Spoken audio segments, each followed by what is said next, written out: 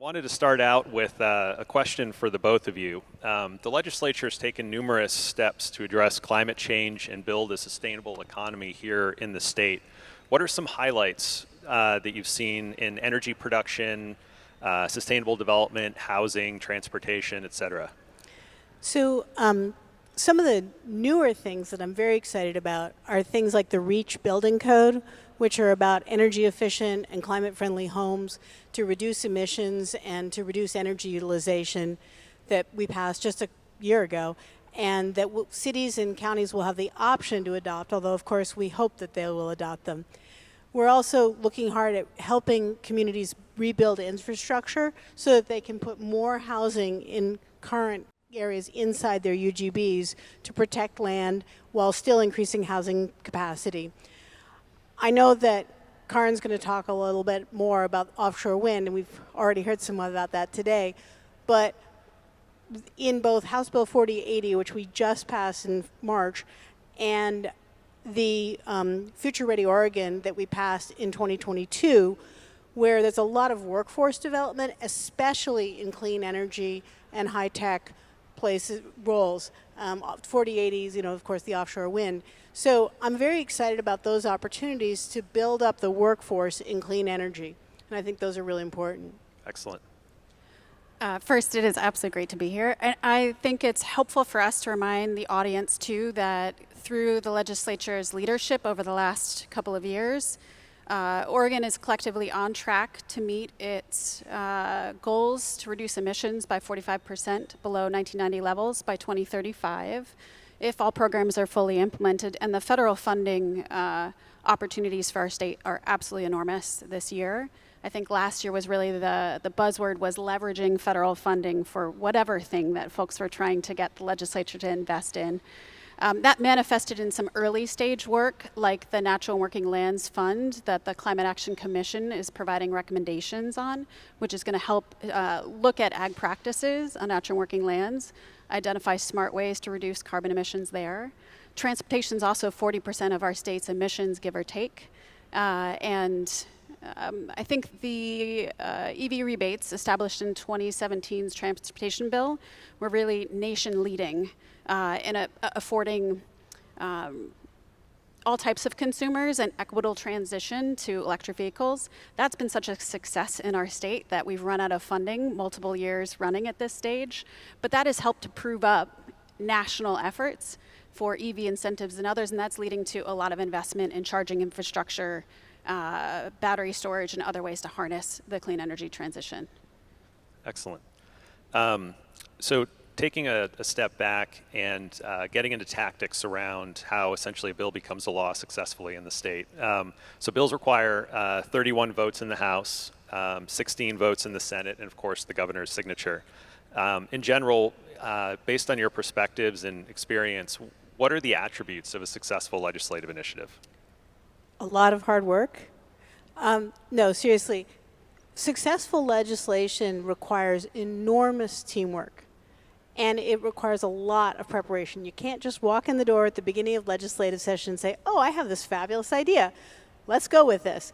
No, really big legislation that actually moves the needle on things like climate change, sustainable development, workforce, whatever it is, requires 12 to 18 months of planning and building coalitions, and perhaps most importantly, sitting down with the people who are most likely to oppose what you're the earlier you do that, the more you can understand in detail what their concerns are, the more likely you are to be able to mitigate those concerns up front and reduce opposition once the bill's introduced. And you can say, we sat down with all these people and we solicited their feedback, and here are all the changes that we made. So when I talk about legislation that I've been involved in, I almost always use the first person plural. It's a we thing, not an I thing, because there is nothing that I've passed in the legislature that's had my name on it that hasn't been a we thing. It's been a team. And that is perhaps the most important thing. The one other thing I would say is if you're outside the legislature, start building a relationship with your legislators. Even if they're not the ones who are on the committees that are going to be hearing the bill that you're interested in, Your legislator wants to know who you are, and it's easy to figure out. You go to OregonLegislature.gov, there's a little box that says find your legislators, put in your address, and there you go. We want to hear from you. We do not bite. We generally are pretty nice people. And we want to build those relationships in part because we don't have expertise in every area. I'm a physician, right? Clean energy, I'm learning a lot, but I am not an expert. Exciting new tech solutions, again, not an expert. So I want to meet constituents who can educate me about these things and whom I can call when I have questions. I think we hear a lot about the Oregon Way, which is really just the emphasis that our state places on, I would say, process as much as the content of legislation. When things really gel, and they gel well, and they move in the legislature a little bit quicker, I think we can dive deep into offshore wind, and that process this year is a really great example of content heavy, but something that moved at an unexpected clip due to urgency of the topic. But otherwise, legislators don't like to be surprised when they get to a bill hearing that the bill proponents haven't talked with opponents and asked for their feedback first. Legislation is naturally slow and incremental most of the time on purpose because we don't want to be making major shifts back and forth every session. So offshore wind as a really good example. 25 different organizations, give or take, that don't see eye to eye on whether offshore wind is right for the specific locations off the coast of Oregon right now. But looking at the bigger picture of renewable energy, our energy demand, our shifting increase in consumption, and looking ahead at how the grid's going to change, these groups sat down together on a bi-weekly basis, not even with an eye towards legislation, just knowing that this was a conversation that needed to happen, and together saw an opportunity to pull down some federal, maybe pull down some federal funding, but ask the state to invest in staffing for a better process and a better vision of offshore wind.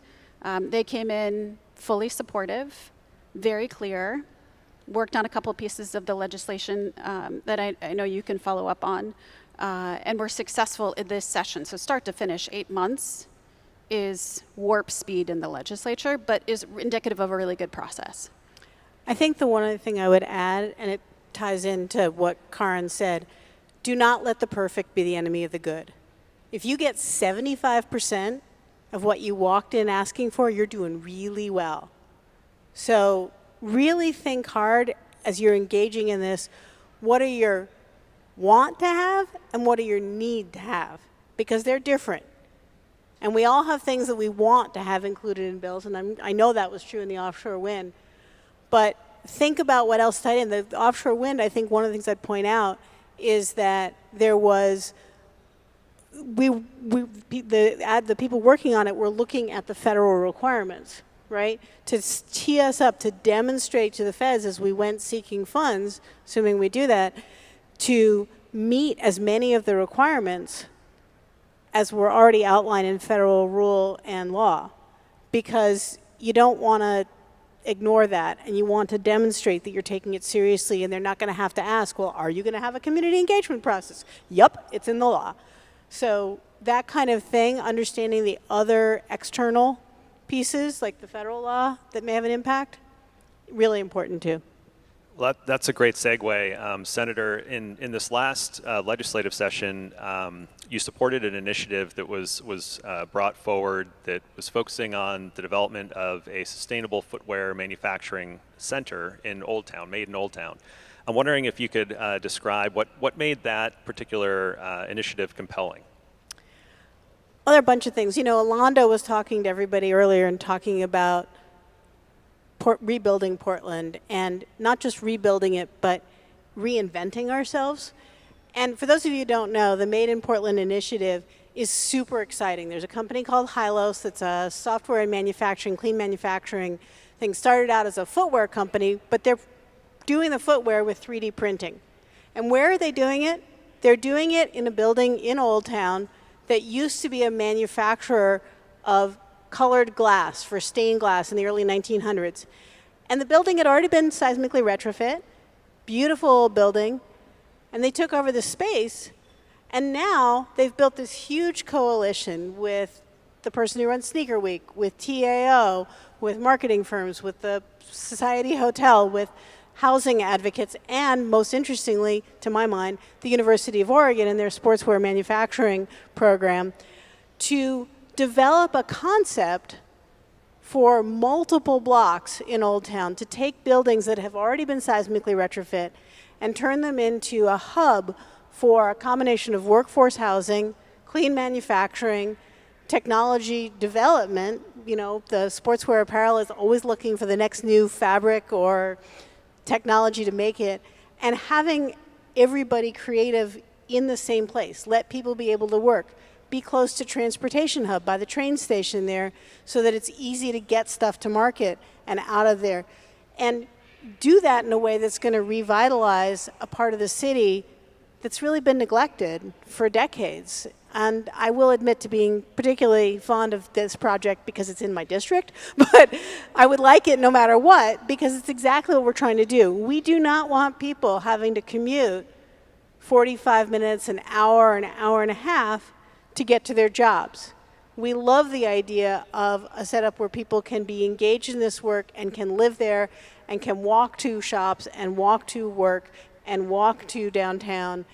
And that's the kind of creative development that is going to transform this city and help us meet our climate goals. I love it. So if we look ahead to 2025, what are some things that are top of mind for you all as you look at what the state is going to be focusing on? Well, I know that there will be a lot of legislation that, because I'm a budget geek and not a climate expert, I'm not sure I'm the best person to talk about it. And Karin, you may have some ideas about this. What I will say is this. In February, two really important things happen that are going to give us incredible opportunities, and neither of them will be the work of the legislature. Instead, they'll be the work of the Treasurer and the Oregon Investment Council. And this is the Coal Act, which I was one of the chief sponsors of, which requires that the state disinvest from thermal coal. And that's really exciting because it's a very clear signal that we have to get out of these highly polluting fields, right? And these highly polluting market segments. The other thing that happened in February was that Treasurer Reed, who had been working on this plan with outside consultants for a long time, got the Oregon Investment Council to adopt the net zero plan. And that means that by 2050, Oregon's portfolio, and the pension plan alone is $95 billion. It's one of the largest pension plans in the country, will be net carbon neutral. And by 2035, we will have cut our carbon footprint by 50% in our portfolio. And it's not just it's actually more than $95 billion because there's the Common School Fund, and there are a lot of other funds that contribute to that are part of our portfolio, and we'll be doing it for all parts of the portfolio. So when an entity like Oregon, which is a very large institutional investor, is being very public and very clear about the need to move away from polluting things, to consider what are called, you guys all know this, Scope 3 emissions, which is, transportation companies are not actually fossil fuel companies, but they're sure as heck emitting a lot, right? So we have to be thinking about those. But when an entity the size of Oregon, with the size of our portfolio, is moving in that direction, that helps push the market too. So I'm super excited to see how those get implemented over the next several years, and it's going to be a really great challenge for the next treasurer. Excellent. Karin? Well, smattering applause, well-deserved too. I think, we've seen over the last year a lot of the work already driven by federal funding opportunities with the Oregon CHIPS Act. It has been a lot of work over the last year, specifically in the climate and energy space. Earlier this week, the Solar for All awards were announced, where our state is going to be receiving some $80 million, I think a little bit less, for low-income solar installations, investments in communities, and helping to build that workforce. We are waiting to find out later this year on our climate pollution reduction grants. State went in for about $200 million there, and that doesn't include a whole host of other natural resource resiliency themes and a lot of things focused on the private sector. So I think 2025 is going to continue to be a big budget year to help follow up on all of the early stage lead by example work that Oregon has been known to do. It's following it through to make sure that we can fully implement these programs and fund them in ways that are equitable across the state. I think the one thing that I'd add, and I should have mentioned this, is the other thing that this push to net zero will do for us is to work in collaboration with the Oregon Growth Board for investments in clean energy companies here in Oregon, right? Let's build it local, people, right? Let's encourage startups here in Oregon that are really working hard to be innovative, whether that's wave energy out of OSU or some of the smaller startups we've been hearing about here. These are really important investments, and the kinds of things that the Oregon Growth Board does with not only lottery dollars, but my hope is eventually we'll be investing some of the portfolio. We invest a little bit of it already, but more in local companies to help push our economy and make it grown in Oregon, not just our wheat, but also our technology. And I think one of the things on deck for 2025 is still being scoped, but as we were talking about it backstage a little bit, and I did want to get the language right since it was a collaborative effort. Of course. So don't mind me. Knowing that the governor and Senator Wyden have long been champions for climate action, Senator Wyden is the author of the Inflation Reduction Act tax provisions, which included hundreds of billions of dollars in clean energy tax credits that companies right here and across the nation can take advantage of right now.